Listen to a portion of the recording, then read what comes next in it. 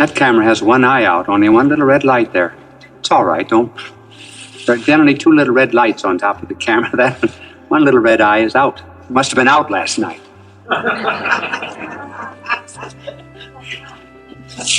The subject of this telecast is patriotism. I will give you the meaning of the title in a moment. This is a story about patriotism in the year 2024. A woman was elected President of the United States. The reporters approached the husband and said, "How do you feel about the election?" He said, "I regret that I have only one wife to give to my country."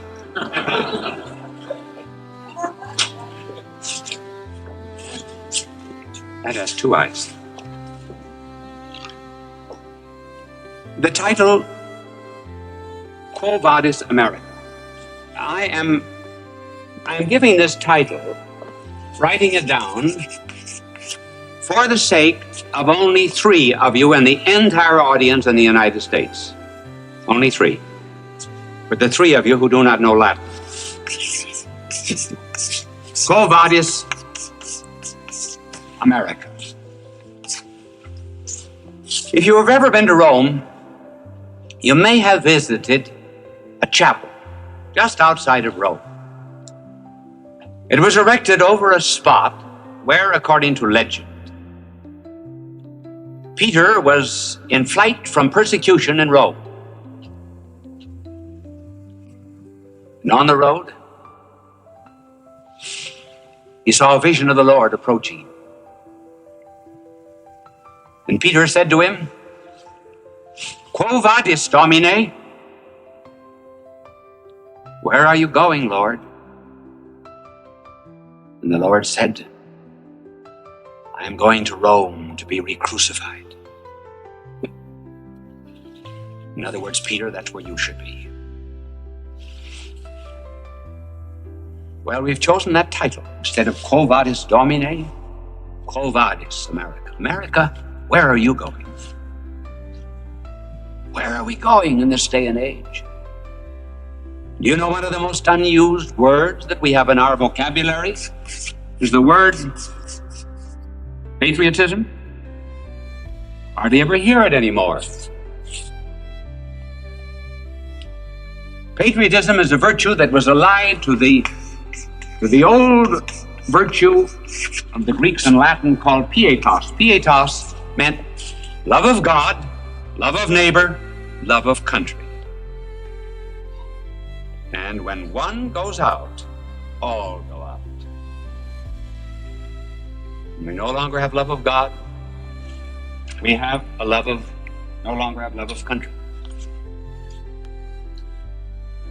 We're going to investigate in a particular way today the problem of revolution. We started our country with a revolution. Revolution is in the air today. As a matter of fact, the revolutionists of our day are all arguing and contending that, well, we started that way, therefore we should continue it. So, let us now investigate this question. Namely, we do live in America in a revolutionary tradition, certainly. But the question is, what kind of a revolution should we have? What kind of a revolution? There are two kinds. One, the kind we started with, the other, the kind we have today.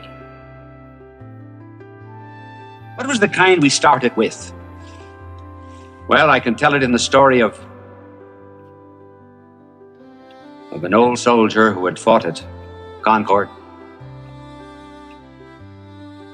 And someone said to him in his old days, "Why did you go to Concord on that April day? You suffered great oppression, didn't you?" No, Colonel Preston said no, I wasn't conscious of any great oppression from a foreign power.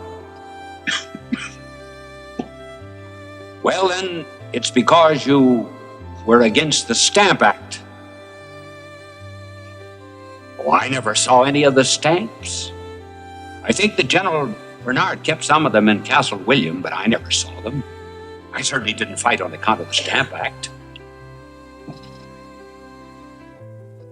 Well, then you revolted on account of the tea tax. I never drank a cup of tea in my life. I wasn't interested in the tax. Well, then you must have been reading Harrington, Sidney, and Locke. Never read them. All I ever read was the Bible, Watts' hymns, and the Catechism. Well, then, why did you go to Concord? He said, for one reason. In order that we might govern ourselves. That was the American Revolution. To govern ourselves.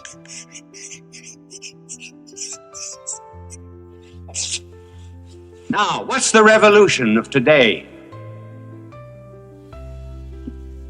What's its nature? Violence. Violence just for the sake of violence. That is ours. I mean, not ours. Please God, not any of ours. You or me. But I mean, the new type of revolt, which involves destruction of everything that is in the past. And these people who are actuating violence today claim they're in the line of the American Revolution. They are not. Now let me go more into detail. These two types of revolution. Each of these had a character at the head who symbolized the revolutions. The one who best expressed the principles of the American Revolution was Thomas Jefferson.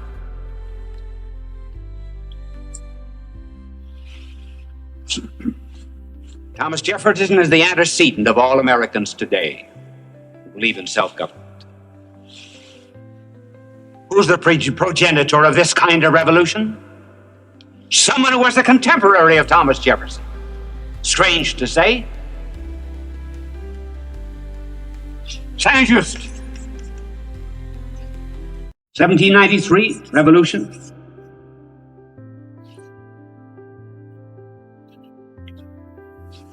Saint-Just.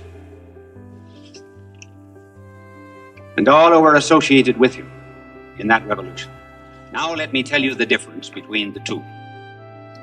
And here we'll have a review really in pietas and in patriotism. And I will first of all describe what Jefferson taught us, what we believe, what are the conditions of the preservation of our country. Then I will give you Saint-Just, who holds exactly the same thing that the violent revolutionists of today hold in our country. They may not know that they are adopting his principles, but they are. Thomas Jefferson probably knew Saint-Just. They were in Paris together. But in order to do our American Constitution, Thomas Jefferson had to repudiate all of the principles of Saint-Just, whether he knew Saint-Just or not.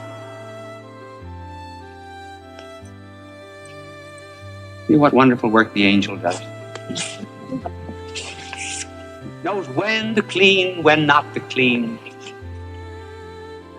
Angel Clean, he's known as, not as Mr. Clean.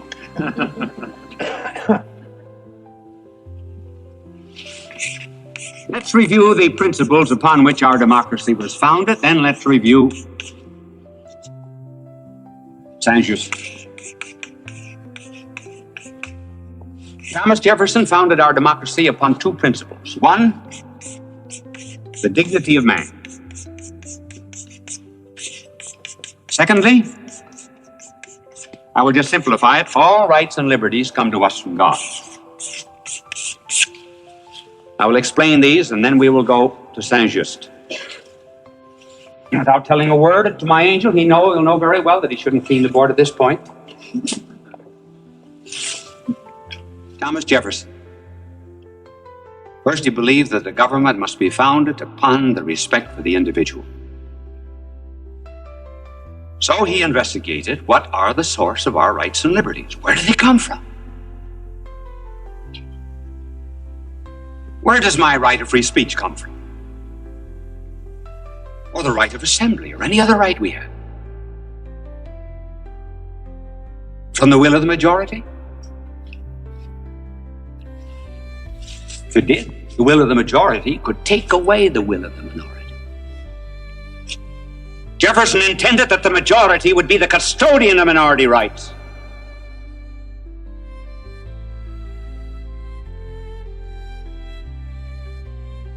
Do rights and liberties come from the federal government?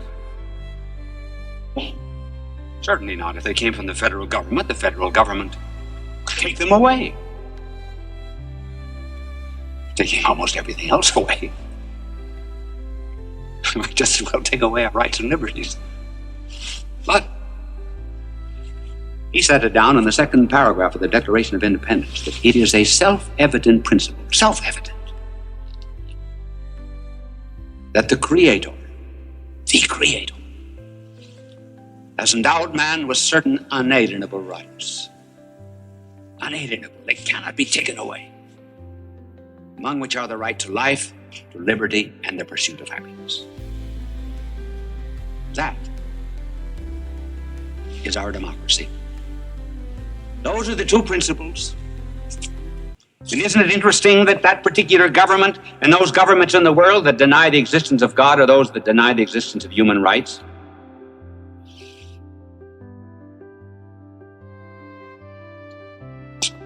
Now,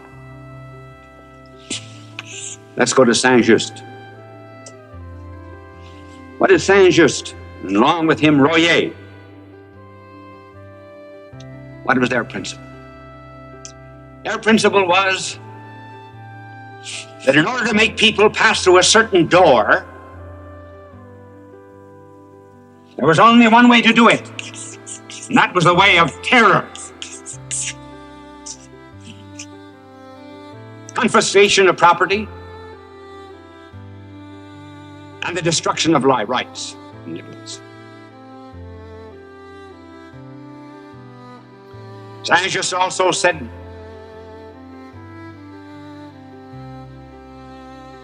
a people can be taught to save themselves only by violence. And the path to the establishment of every government must be upon a pile of corpses. That was the thing that Jefferson had to fight against when he wrote the Declaration of Independence. He knew it. It wasn't anything new. I'm bringing it up now to remind you that we're going through exactly that same crisis now that Jefferson faced. That our country today has to choose once more between Jefferson and Saint-Just.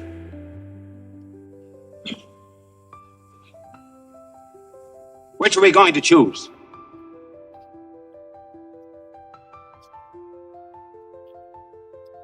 We're familiar enough with the principles of Jefferson. So I'm going to enumerate for you.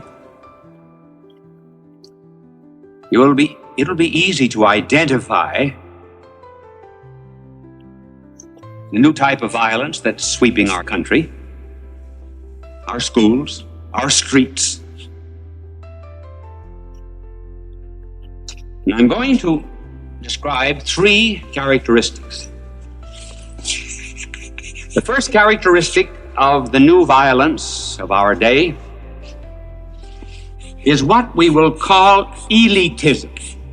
Now, this word, I don't know whether it exists or not, but it's the only way that I can describe it. It's taken from the word elite.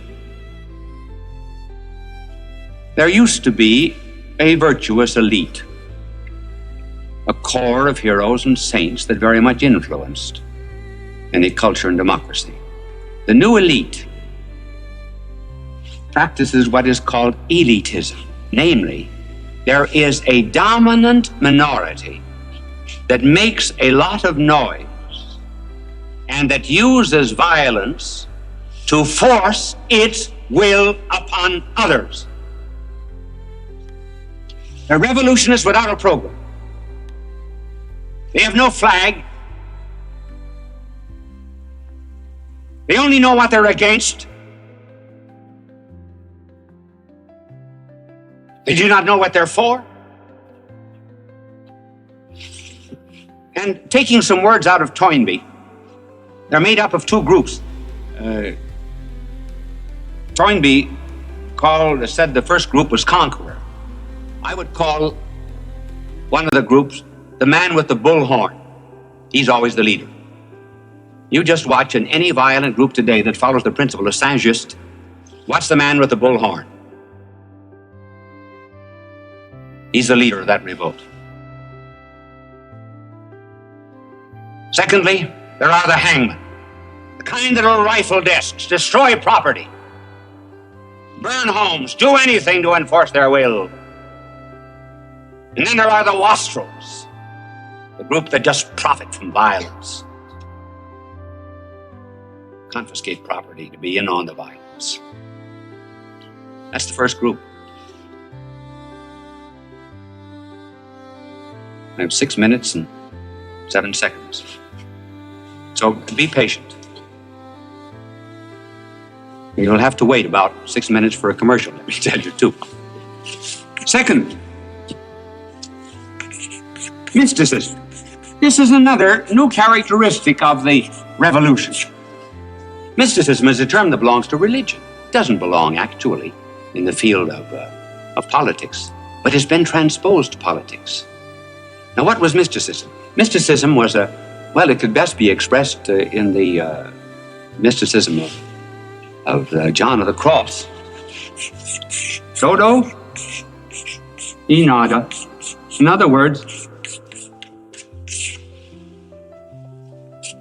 God or nothing. Either you give yourself to God completely, or else you give nothing. This was spiritual mysticism. Now, political mysticism is, of course, there is no God. It's my will or nothing. This is what the elite insists upon.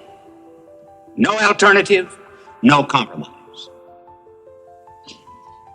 So they would make, in this mysticism, a tabula rasa. They would wipe the slate clean of anything that opposes it. And then after they destroyed life and property, they would ask for an amnesty and immunity. Thirdly, this is not my term. You could very well accuse me of having invented it. I've often thought of giving a telecast on it, but the other day I went into the 10-volume history of Toynbee. Lo and behold, I found Toynbee saying that idea which has been in my mind, namely Satanism. Satanism is behind it too. This is the third characteristic of it. The world is built on order. There's a plan. So scientists are able to discover the laws of the universe. And in discovering the laws of the universe, men find harmony. This harmony and order had to come from somewhere. It came from God. What is the essence of Satanism? The essence of Satanism is the destruction of that order. The order of law, the order of morality, order of religion, the order of ethics, anything that you please. This is Saint-Just in our day. Believe me, fellow Americans, I tell you that before the flood, in the book of Genesis we read, and in the days of Noah, there was violence on the earth. All of the violence that happens in our country is a fever graph. Read it. And it points to a decay in our civilization. How are we going to get out of this?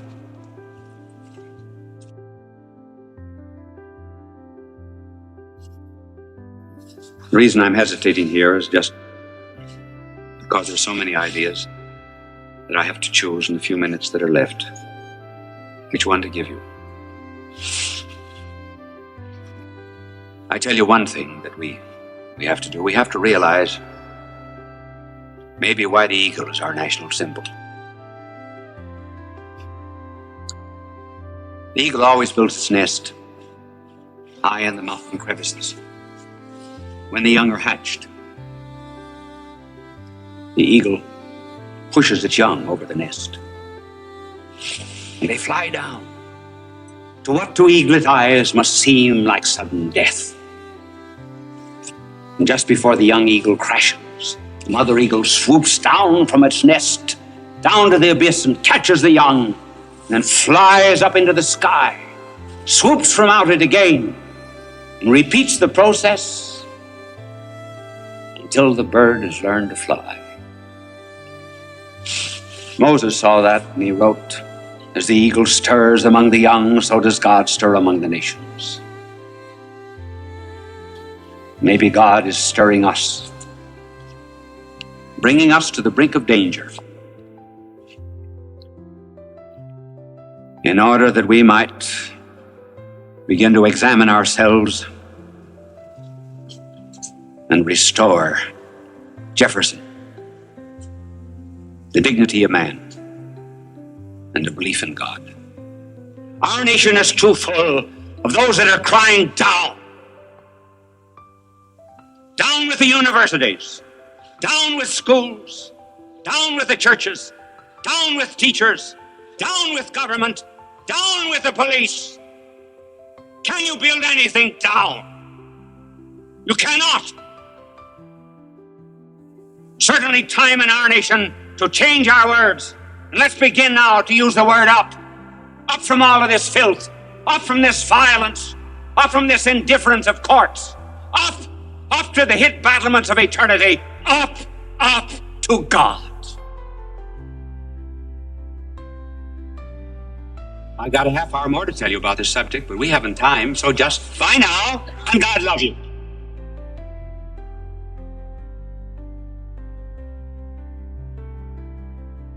Fulton J. Sheen is indeed a man for all seasons. He walked a paced beat, allowing us to glimpse his nature and ponder its worth and to enjoy its presence. Bishop Sheen authored over 90 books. He broadcast countless radio and television programs and ministered in many parts of the world to people of every belief. As he said many times, it is not a unity of religion we plead for, but a unity of religious people. We may not be able to meet in the same pew, but we can meet on our knees. The bishop wrote 94 books, recorded countless radio shows, and appeared on hundreds of network and syndicated television programs. His legacy is a treasure of joy that transcends time and helps us to believe that truly life is worth living.